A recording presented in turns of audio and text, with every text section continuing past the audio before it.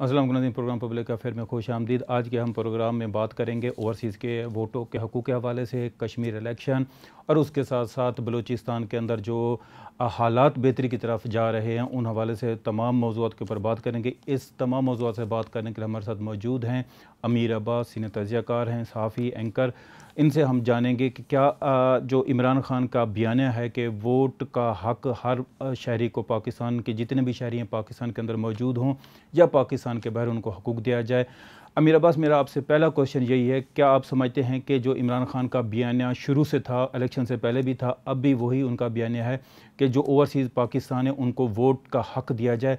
क्या आप समझते हैं 2023 के इलेक्शन में उनको ये हक़ दे पाएगी ये हुकूमत? इसकी पॉसिबिलिटी की ये बिल्कुल पॉसिबल है। इसके ऊपर काफ़ी काम गुज़श्ता 5 सालों में चलता रहा है। ये अलहदा बात है कि जो साबका हुकूमत थी, उससे पहले की हुकूमत, वो चाहती ही नहीं थी कि ये काम हो। इमरान खान साहब चूँकि एक शुरू से उनके मंशूर का ये हिस्सा रहा है, उन्होंने अगरचे इसमें ताख़ीर कर दी। उनको चाहिए था कि वो आते साथ इसके ऊपर काम करते, ताकि ये जो सवाल आप उठा रहे हैं कि 2023 तक ये मुमकिन नहीं होगा, ये मुमकिन करके वो लोगों को दिखा देते। और जो ज़िमनी इलेक्शन हो रहे हैं, इन ज़िमनी इलेक्शंस के अंदर, जो इस एक साल के अंदर 11 ज़िमनी इलेक्शन हुए हैं, इनमें आप ओवरसीज़ पाकिस्तानियों को वोट देने का जो राइट है उसको टेस्ट एंड ट्राई कर लेते। आपके सामने 2023 से पहले एक लिटमस टेस्ट हो जाता। दूसरी बात यह कि इनको मिलना चाहिए या नहीं मिलना चाहिए, बिल्कुल मिलना चाहिए। और सिर्फ इनको वोट देने का राइट नहीं, इनको इलेक्शन कंटेस्ट करने का राइट भी मिलना चाहिए। क्या आप समझते हैं जो मौजूदा अपोजिशन है इस टर्म के दरमियान, जो पहले पीडीएम में थे तो वो बड़ी कुर्बत थी, तो आज जो वो दो कुर्बत थी, और इन दोनों सियासी जमातों के ख़ास तौर के ऊपर हम बात करें पीपी और नून लीग की, तो उन्होंने अब जो है ना वो एक दूसरे के खिलाफ सियासी महाज़ाराई जो है ना वो जारी कर रखी है, और वो जो वादे वईद किए गए थे तो उनके बरअक्स जा रहे हैं, और वही सियासत जो 90 के दौर में जारी थी, ये अब दोनों बच्चे वही पॉलिसी को इख्तियार करके लेके जा रहे हैं। आप क्या समझते हैं इस तरह मज़ीद आगे इनकी ये कुर्बत बढ़ सकती है? नहीं, देखिए, इनके दरमियान कुर्बत थी भी नहीं कभी। इनके दरमियान हमेशा दूरी थी, दूरी है और दूरी रहेगी। ये जो कुर्बत थी वो सिर्फ उस हद तक थी कि हमने इमरान खान का मुकाबला करना है और हमें किसी ना किसी तरह से जायज़ या नाजायज़ तरीके से, कानूनी या गैर कानूनी तरीके से, जिस तरह से भी हो सके इमरान खान की हुकूमत का तख्ता उलटना है। हमें इस निज़ाम की बाग दौड़ फिर अपने हाथों में संभालनी है। हमें फिर इस इक़्तिदार के सिंहासन पर बैठना है जो इक़्तिदार हमें विरासत में मिला है, हमारा पेटेंट राइट है। ये जंग सिर्फ इस हद तक थी, इसके अलावा इनके दरमियान कोई कुर्बत नहीं थी। ये बात तो मरियम साहबा की वो बात भी आपको याद होगी जब उन्होंने कहा था हा पीडीएम में दरार पड़ गई, इमरान खान हंसेगा। तो अब हा पीडीएम में दरार किसने डाली है? ये इमरान खान ने डाली है, ये आप लोगों ने खुद डाली है। और वो कराची का जलसा भी आपको याद होगा जब मज़ार कायद के साथ स्टेज सजा था और मरियम भी स्टेज पर थी और बिलावल भी स्टेज पर थे, और मरियम ने रोस्टरूम पे खड़े होकर बिलावल को मुखातिब करके क्या कहा था कि बिलावल, आइंदा से हम लड़ेंगे नहीं आपस में, हम सियासत करेंगे लेकिन हम वो बातें नहीं करेंगे जो पहले हुआ करती थी। हम अखलाक से गिरी हुई सियासत नहीं करेंगे। ये वही अखलाक से गिरी हुई सियासत कर रहे हैं जो इनकी वालदा ने, इनके वालिद ने और मरियम के वालिद ने की थी। ये वही अखलाक से गिरी हुई सियासत कर रहे हैं जो 2018 के इलेक्शन 25 जुलाई तक इन्होंने की थी। मैं जो आपसे कह रहा था कि ये जो बीच में एक फेज आया था ना कुर्बत का, वो दरअसल उसको जो पॉलिटिकल साइंटिस्ट है वो कहते हैं कि इसे मैरिज ऑफ कन्वीनियंस या डॉग विसल पॉलिटिक्स इसको कहा जाता है। डॉग विसल पॉलिटिक्स, जहां आप एक मखसूस बयानिए को एक टारगेट ऑडियंस तक पहुंचाना चाहते हैं, और वो थी इनकी अपनी टारगेट ऑडियंस, इनके अपने वोटर सपोर्टर, जिन तक ये बयानिया पहुंचाना चाहते थे इमरान खान के खिलाफ, एस्टैब्लिशमेंट के खिलाफ। वो बयानिया 3 साल में इनका वो मंजर नहीं बिक सका, क्योंकि इनके पास कोई अल्टरनेट प्लान नहीं था। जैसे इमरान खान के पास सिवाय इनको चोर डाकू कहने के कोई मुतबादिल प्लान नहीं है, इनके पास भी सिवाय सिलेक्टेड कहने के कोई मुतबादिल प्लान नहीं था। अब लोगों के कान पक गए हैं इनके चोर डाकू सुन सुन के और उनके सिलेक्टेड सुन सुन के। लोग इनसे चाहते थे कि ये काम करेंगे और लोग उनसे चाहते थे कि वो प्लान बी लेकर आएंगे। अगर इमरान खान कामयाब नहीं हो रहा तो लोगों के सामने प्लान बी रखें। ना उनके पास प्लान बी है, और इमरान खान के पास तो जो प्लान ए था वो प्लान ए अभी तक जो है वो बेल मुंडे नहीं चढ़ रही है। तो ये सिर्फ मुफादात कि आप देख रहे हैं कि इलेक्शन हो रहे हैं आज़ाद कश्मीर में, और वो वहाँ पर पीपी और नून लीग एक दूसरे को एस्टेब्लिशमेंट की ए टीम कह रही है, जबकि बिलावल ने आपने देखा होगा, अब बल्कि सुना भी होगा कि बिलावल कह रहा है कि नवाज शरीफ की जो टीम है वो बी टीम है और जो नवाज शरीफ हैं वो एक सिलेक्टेड जो है ना, वो इमरान खान सिलेक्टेड बी था तो ये सिलेक्टेड ए है। क्या ये आप नहीं समझते कि ये वो पुरानी तर्ज की जो सियासत है, जो सियासी इल्ज़ामात है, अब दोबारा शुरू हो गए हैं? अगर ऐसे ही होती है कैंपेन चोर डाकू, तो फिर आप उस चोर डाकू के साथ 3 महीने के बाद पीडीएम के नाम पर बैठ कैसे सकते हैं? आप उस चोर डाकू को निजात दहिंदा बना के कौम के सामने कैसे रख सकते हैं? आप कहते हैं पीपल्स पार्टी को नून लीग ने कहा कि इन्होंने एस्टैब्लिशमेंट के साथ मिलकर सेनेट की सीटें बचाई, अभी कहा सिलेक्टेड है। बिलावल ने अभी कहा नवाज शरीफ को कि नवाज शरीफ बड़ा सिलेक्टेड है, इमरान खान छोटा सिलेक्टेड है। तो अगर बाबा तुम सिलेक्टेड के खिलाफ निकले हो तो सिलेक्टेड तो तुम नवाज शरीफ को भी कह रहे हो, तो फिर उस नवाज शरीफ के साथ मिलके इमरान खान को सिलेक्टेड कह के उसके खिलाफ बाहर, तो ये तजादात है ना, मुनाफकत है। ये hypocrisy in the name of democracy नहीं चल सकती है। हाँ, खुल के कह दो कि हम मुनाफिक हैं, हम इक्तदार के हरीस हैं, हमें इक्तदार चाहिए, बस हमें थाली पे इक्तदार रख के दे दे। ये लोगों को स्टूपिड तो ना बनाओ ना, लोगों को नॉनसेंस तो ना बनाओ ना, लोगों को जाहिल मुतलिक ना समझो ना। ये मंजन अगर बेचोगे ये पटारी में से निकाल के तो वो नहीं बिकेगा, वो हम नहीं बेचने देंगे। हम बताएंगे लोगों को सच क्या है, हर तरफ का सच बताएंगे।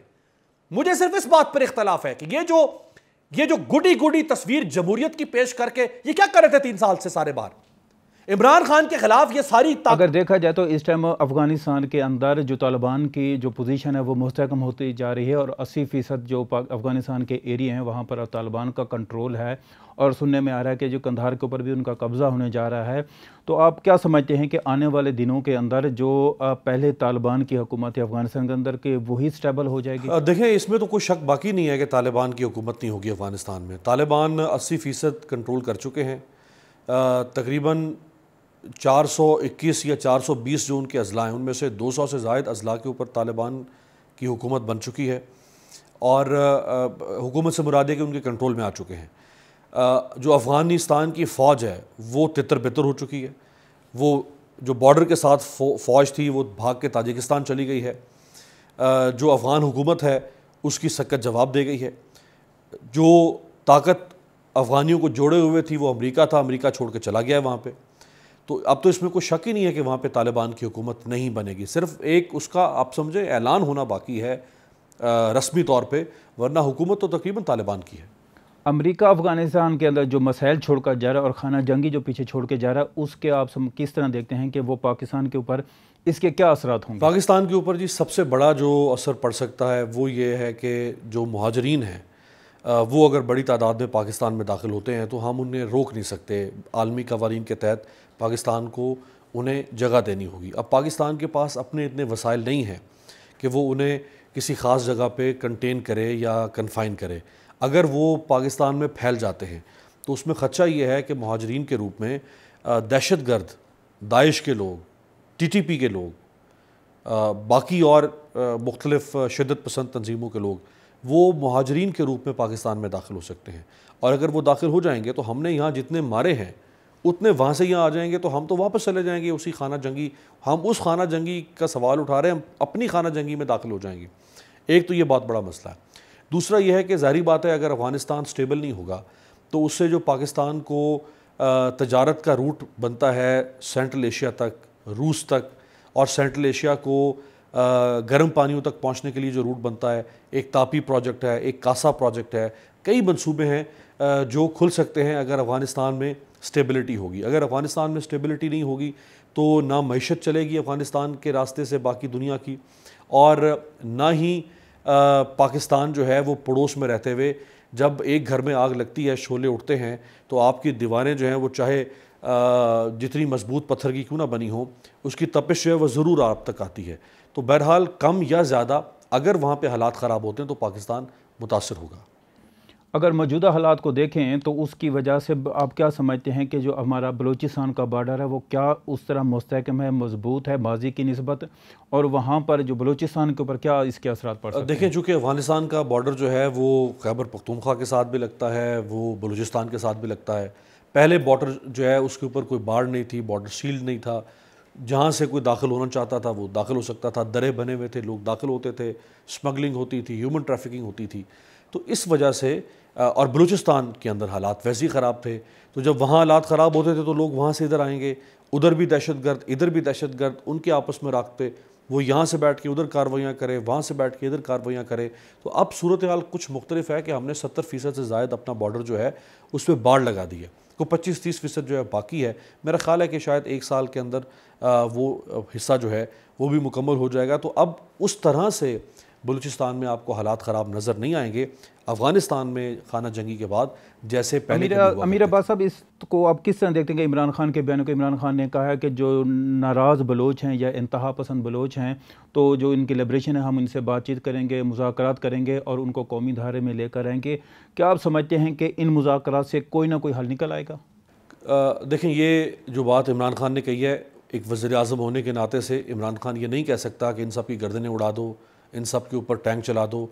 इमरान खान ने यही बात करनी थी और अच्छी बात है। आखिरी दम तक हुकूमत कोशिश करती है कि मेरे जो लोग हैं, जो मुझसे नाराज़ हैं, जिनको मुझसे शिकवा है, उनको मना लिया जाए, उनको राह रास्त पे लगा लिया जाए। ये कोशिश पहले भी हुई है, ये राहिल शरीफ साहब के ज़माने में भी हुई, ये PMLN के ज़माने में भी हुई, पीपल्स पार्टी के ज़माने में भी हुई। इसमें दो तरह के लोग हैं, कुछ वो हैं जो वाकई जेन्युइनली नाराज़ हैं, उनकी नाराज़गी उनको बिठा के समझा के उनकी शिकायत दूर करके उनकी नाराज़गी ख़त्म की जा सकती है।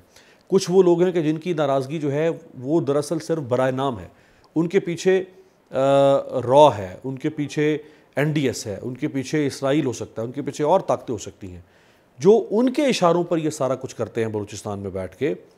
उनको इमरान खान समझाए तो क्या समझाए, उनको भी पता है कि हमें कोई शिकवा नहीं है, हमारे पीछे पैसा है, हमारे अपने मुफादात हैं। लिहाजा वो लोग जो हैं वो समझने से ना समझेंगे, ना मनाने से वो माने जाएंगे।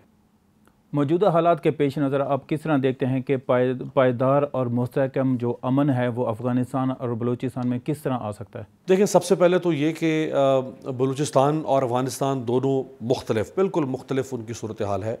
बलूचिस्तान एक आज़ाद मुल्क का एक हिस्सा है, उसकी अपनी शिकायतें, उसकी महरूमियाँ हैं।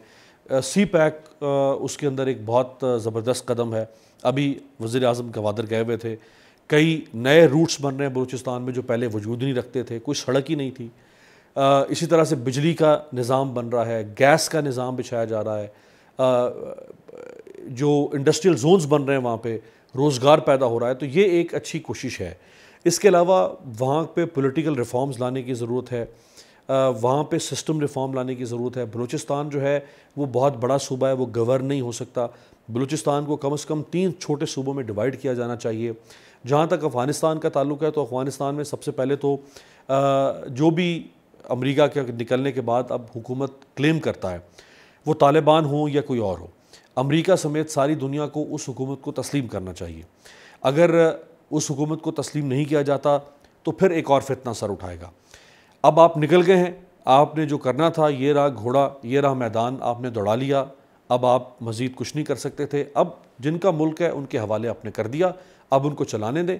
देखते हैं 5-7 साल 10 साल कितना अरसा लगता है, उसके बाद हम ये कह सकते हैं कि हाँ, इस मुल्क को अब किसी और निज़ाम की, किसी और इन्वेजन की ज़रूरत है या वाकई इसमें बेहतरी आ रही है और ये आहिस्ता आहिस्ता जो है वो ठीक हो जाए। बहुत शुक्रिया अमीर अब्बास साहब ने अपने प्रोग्राम में शिरकत की। इमरान खान की क़यादत में इंशाअल्लाह ताला पाकिस्तान खुद मुख्तियार मुल्क बनेगा और इसी तरह उनकी क़यादत में पाकिस्तान दूसरे ममालिक की तरक्की याफ्ता ममालिक के फ़हरिस्त में खड़ा होगा। बहुत शुक्रिया, अल्लाह हाफ़िज़।